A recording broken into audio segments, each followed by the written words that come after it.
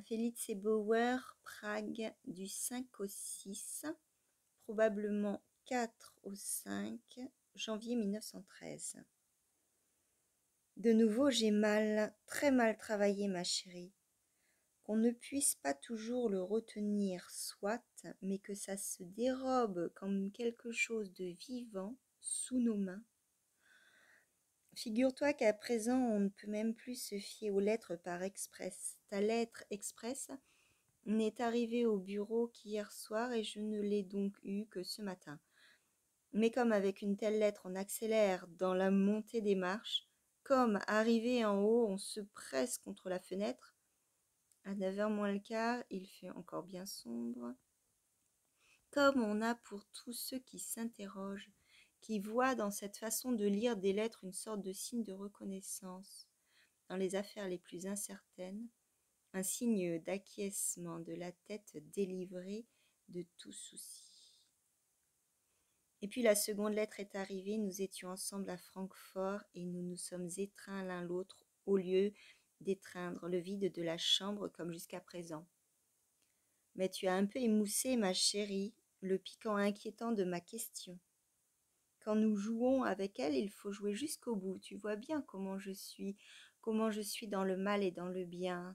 C'est plus facile pour moi. Toi, tu es invariablement amour et bonté.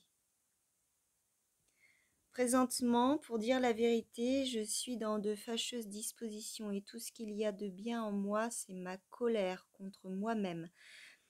J'ai mal écrit et le résultat en est une sorte de raidissement qui m'a saisie. Je ne suis pas fatiguée, pas somnolent, pas triste, pas joyeux. Je n'ai pas la force d'aller te chercher avec mes désirs, bien qu'il y ait par hasard à ma droite un fauteuil vide qui semble tout près. Je suis prise en tenaille et ne peux me dégager. Il en irait de même, par exemple, dans notre histoire à Francfort. Il ne me serait rien arrivé comme tu l'estimes, rien du tout ne me serait arrivé. Je serais simplement couchée dans mon lit en silence, pendant que, d'après la montre sur la chaise à côté du lit, le moment de notre rendez-vous approcherait, arriverait et passerait. Je n'aurais aucune excuse, je n'aurais rien à raconter, je serais seulement conscient de ma faute. L'impression que dans un pareil état j'ai faite sur toi serait comparable à l'effet que te font bon nombre de mes lettres, auxquelles tu réponds en demandant d'abord, par exemple, « Franz, que vais-je donc faire de toi ?» Est-ce que je te tourmente par mon entêtement ?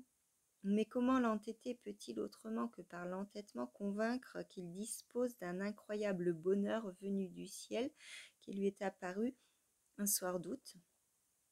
Franz. Je ne sais pas si le jour de l'épiphanie tu vas au bureau, c'est pourquoi j'envoie cette lettre à ton domicile et j'en écris demain une seconde pour ton bureau.